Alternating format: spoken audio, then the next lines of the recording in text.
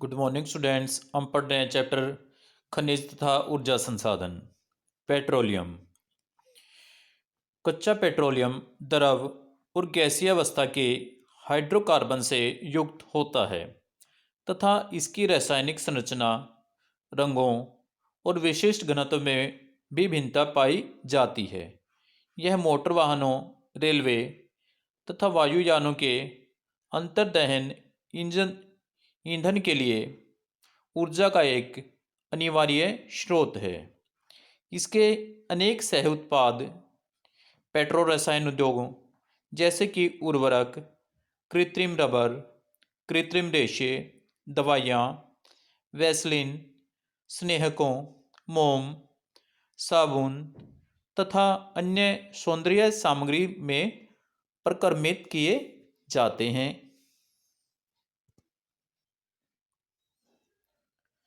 अपरिष्कृत petroleum ट्रायसरी युग की अवसादी शैलों में पाया जाता है, जो कि 5.5 करोड़ वर्ष साल पुरानी है।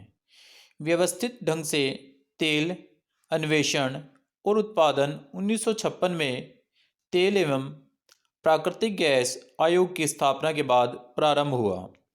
तब तक असम में डिगबोई एकमात्र तेल उत्पादक का क्षेत्र था, लेकिन 1956 के बाद परिदृश्य बदल गया। क्या आप जानते हैं, अपनी दुर्लभता और विविध उपयोगों के लिए पेट्रोलियम को तरल सोना कहा जाता है। हाल ही के वर्षों में देश के दूरतम पश्चिमी एवं पूर्वी तटों पर नए तेल निक्षेप पाए गए हैं। असम में डिगबोई, नाहरकाटिया तथा मोरान महत्वपूर्ण तेल उत्पादक क्षेत्र हैं। गुजरात में प्रमुख तेल क्षेत्र अंकलेश्वर, कालोल, मेहसाणा, नवागाम, कोशंबा तथा लुनेज हैं। मुंबई हाई, जो मुंबई नगर से 160 किलोमीटर दूर अपतटीय क्षेत्र में पड़ता है, को 1973 में खोजा गया था और वहां 1976 में उत्पादन प्रारंभ हो गया। तेल एवं प्राकृतिक गैस को पूर्वी तट पर कृष्णा, गोदावरी तथा कावेरी के बेसिनों में अन्वेषणात्मक कूपों में पाया गया है। कूपों से निकाला गया तेल अपरिष्कृत तथा अनेक अशुद्धियों से परिपूर्ण होता है। इसे सीधे प्रयोग में नहीं लाया जा सकता, इसे शोधित किए जाने की आवश्यकता होती है।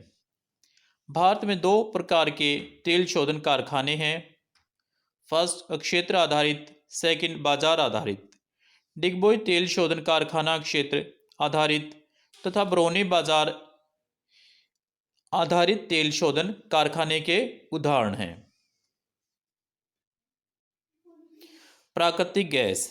Gas authority of India limited की स्थापना 1984 में सार्वजनिक क्षेत्र के उद्यम के रूप में प्राकृतिक गैस के परिवहन एवं विपणन के लिए की गई थी। गैस को सभी तेल क्षेत्रों में तेल के साथ प्राप्त किया जाता है, किंतु इसके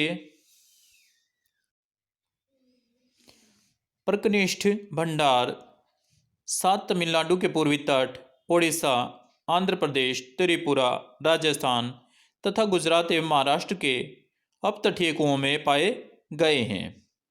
अपरंपरागत ऊर्जा स्रोत। कोयला, पेट्रोलियम, प्राकृतिक गैस तथा नाभिकीय ऊर्जा जैसे जीवाश्म ईंधन के स्रोत समापित कच्चे माल का प्रयोग करते हैं। सतत पोषणीय ऊर्जा के स्रोत के ही नवीकरण योग्य स्रोत हैं, जैसे सौर, पवन, जल, भूतापीय ऊर्जा तथा जैव भार। यह ऊर्जा स्रोत अधिक समान रूप से वितरित हैं तथा पर्यावरण अनुकूल हैं। अपरंपरागत स्रोत अधिक आरंभिक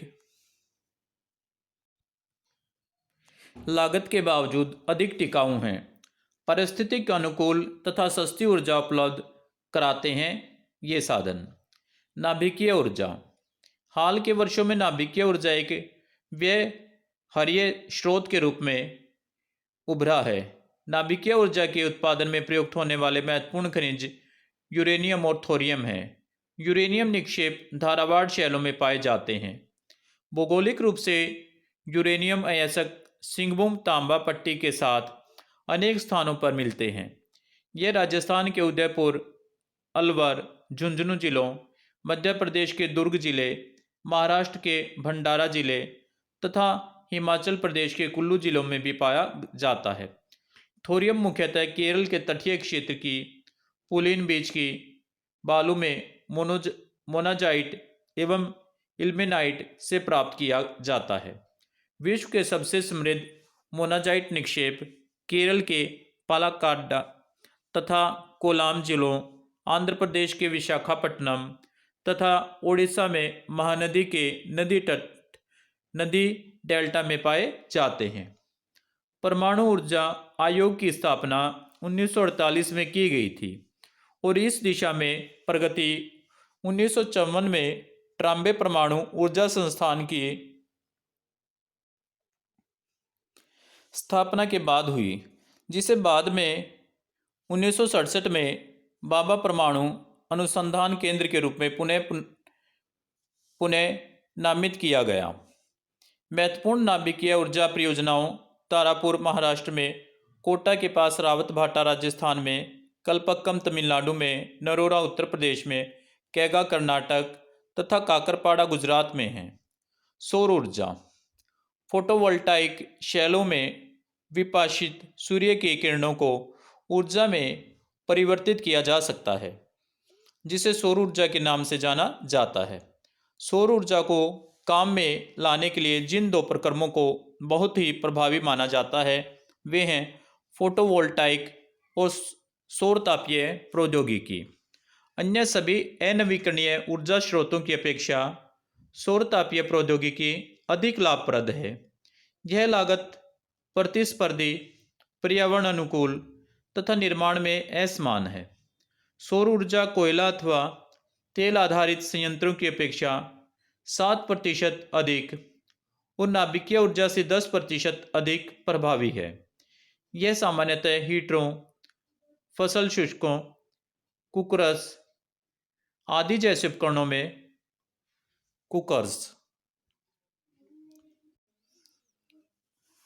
अधिक प्रयोग की जाती है। भारत के पश्चिमी भागों गुजरात व राजस्थान में सौर ऊर्जा के विकास की अधिक संभावनाएं मौजूद हैं। पवन ऊर्जा पूर्ण रूपेण प्रदूषण मुक्त और ऊर्जा का असमाप्य स्रोत है, कभी न समाप्त होने वाला। प्रवाहित पवन से जल को ऊर्जा को परिवर्तित करने की अभियांत्रिकी बिल्कुल सरल है। पवन की गतिज ऊर्जा को टरबाइन के माध्यम से विद्युत ऊर्जा में बदला जाता है।